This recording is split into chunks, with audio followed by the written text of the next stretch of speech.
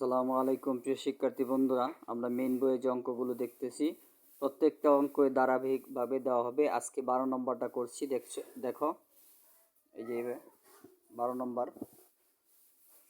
4.1 12 নম্বর অঙ্কটা দেখো। এই যে অঙ্কগুলো একদম সহজ। এই যে একটা সূত্র পড়ছি, উপরেও এ নিচেও এ, দুইটা এর থেকে একটা এ নিলাম। এই যে একটা এ, এই যে একটা, দুইটা এর থেকে একটা এ নিলাম। উপরে পাওয়ার কত আছে? পি প্লাস কিউ, এই বাগের পরিবর্তে মাইনাস নিচের পাওয়ার 2r এই হলো। পরে যে গুণের জায়গায় গুণ। একই অবস্থা এটাতে, একই অবস্থা। এই দুইটা এর থেকে একটা এ নিলাম। উপরে পাওয়ার কিউ প্লাস আর, পরে যে বাগের পরিবর্তে, যে বাগ চিহ্নের পরিবর্তে মাইনাস, পরে নিচের পাওয়ার 2p, পরে আবার গুণ চিহ্ন, এই যে এই গুণ চিহ্নটা আবার দিলাম। পরে আবার এই যে একই অবস্থায় দুইটা এর থেকে একটা এ, উপরে পাওয়ার আর প্লাস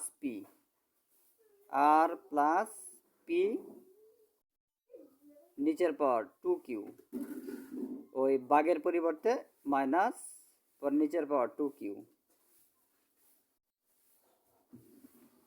ঠিক আছে, এখন পরের লাইনে দেখো, উপরে এটা কি সূত্র ব্যবহার করলাম? উপরেটা হইলো এই সূত্রটা ব্যবহার করা হয়েছে। এই যে উপরে এ নিচেও এ, উপরের পাওয়ার এর পাওয়ার এম, নিচের পাওয়ার এন, সমান সমান কত হয়? দুইটা এর থেকে একটা এ, উপরে পাওয়ার এম, এই যে উপরে পাওয়ার এম বাগের পরিবর্তে বিয়োগ নিচের পাওয়ার এন।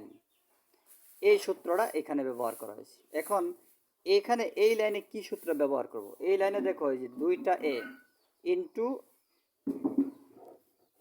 এই যে দুইটা এ ইন্টু সমান, উপরে পাওয়ার হলো এম, এর পাওয়ার, আর এই পাওয়ার হলো এন। এখন সমান সমান দেখো, এই দুইটা এ থেকে, এখানে দুইটা না, দুইটা চারটা পাঁচটা দশটা জয়টা এই থাক, সবটি এর থেকে একটা এ নিলাম। উপরে পাওয়ার হলো এম, পরে ওই যে গুণের পরিবর্তে এখানে প্লাস হবে। এই যে গুণ থাকলে এখানে প্লাস হবে।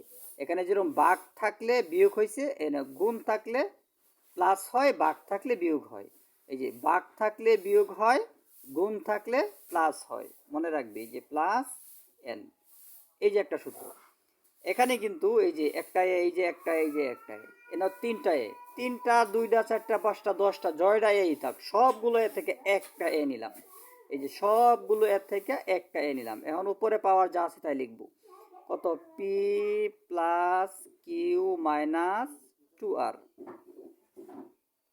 পরে যে গুণের জায়গায় প্লাস, গুণের পরিবর্তে প্লাস, আবার প্লাসটা নিচে না, এই যে এই পাওয়ারের জায়গায়।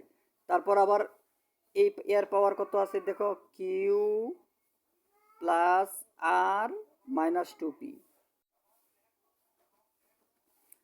তারপর দেখো আবার এই যে গুণের পরিবর্তে প্লাস, এই যে গুণের পরিবর্তে এই যে প্লাস, পরে আবার এই যে এর পাওয়ার কত আছে দেখো, এই এর পাওয়ার আছে আর প্লাস পি মাইনাস 2q। এখন এখানে কি করলাম? এই প্রত্যেকটা এর থেকে একটা এ নিলাম, পরে সবগুলো পাওয়ার লিখে নিলাম। এই সবগুলো পাওয়ার লিখে নিলাম, শুধু গুণের জায়গায় যোগ, এই যে গুণের জায়গায় যোগ, এই পর্যন্তই, আর কোনো কাজ নেই। এখন দেখো এই যে এ, এখন এই যে একটা পি, এই যে একটা পি, এটাও প্লাস, এটাও প্লাস, তাহলে একটা পি কয়টা হইলো? দুইটা না, দুইটাই প্লাস, প্লাসে প্লাসে প্লাস, তাহলে 2p।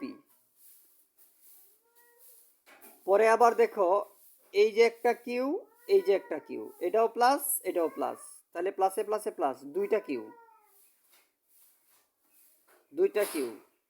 তারপর দেখো আর, এই যে একটা আর প্লাস, এই যে একটা আর প্লাস, তাহলে এটাও একটা, এই যে একটা, মোট কয়টা হলো? প্লাস দুইটা আর, অর্থাৎ পি দুইটা, 2p, কিউ দুইটা, 2q, প্লাস প্লাস, কারণ প্লাসে প্লাসে প্লাস, এই জন্য প্লাস। আর বীজগণিতের যোগ বিয়োগের সময় বড় সংখ্যার সামনে যে ছিল এটাই, সেটাই হয়।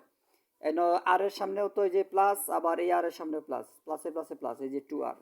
এখন দেখো এই যে এখানে আছে কি -2r, -2r, এখানে আছে দেখো -2p, -2p, এখানে আছে দেখো, এটা তো 2q, এই যে মাইনাস না, এটা হলো মাইনাস, ভুল হয়ে গেছে, এই যে মাইনাস না, এই যে এটাও মাইনাস, তাহলে মাইনাস কত 2q। অনেক স্টুডেন্ট ভাবে বীজগণিতের মধ্যে লবসূচক অনেক কঠিন, কিন্তু আসলে লবসূচক খুব সহজ, বুঝতে পারলে, সূত্রগুলো বুঝলেই অঙ্কগুলো খুব সহজ। লবসূচক করতে দেখতে হিবিজিবি দেখা যায়, কিন্তু আসলে করতে খুব মজা। এখন দেখো এই যে 2p প্লাসের এই যে এই যে এই যে এই যে 2, এই যে 2p মাইনাসের, এই যে 2p প্লাস প্লাস এই যে মাইনাস, প্লাসে মাইনাসে কাইট, এই দেখো 2q প্লাস, এই দেখো 2q মাইনাস, প্লাসে মাইনাসে কাট, এই দেখো 2r প্লাস মাইনাস, এই যে 2r প্লাস, প্লাসে মাইনাসে কাট। তাহলে এর পাওয়ার কত হইল, সব প্লাসে মাইনাসে কাটা গেলে জিরো থাকে। এখন দেখো উপরেও এ নিচেও এ, উপরে নিচে সব কাটা, তাহলে কত থাকে, সমান সমান 1 থাকে। উপরে নিচে সব কাটা গেলে 1 থাকে, কিন্তু প্লাসের এ আবার মাইনাসের এ, প্লাসে মাইনাসে কাটা গেলে কি থাকে, জিরো। প্লাসে মাইনাসে কাটা গেলে জিরো, কিন্তু উপরে নিচে সব কাটা গেলে 1। তাহলে এখানে যখন উপরে এই যে উপরে এই যে এইগুলো দেখো প্লাসে মাইনাসে যেহেতু সবগুলো কাটা গেছে, তাহলে কি থাকে, জিরো। এ পাওয়ার জিরো সমান কত, 1। এ পাওয়ার জিরো সমান 1। এই হলো, এই ছিল আমার বাম পক্ষ, এটা ছিল বাম পক্ষ, ডান পক্ষ ছিল 1। এই দেখো বাম পক্ষ সমান ডান পক্ষ প্রমাণিত হয়ে গেল। এটা 12 নম্বর অঙ্ক, মেন বইয়ে দেখে নিবে। ঠিক আছে, খুদা হাফিজ।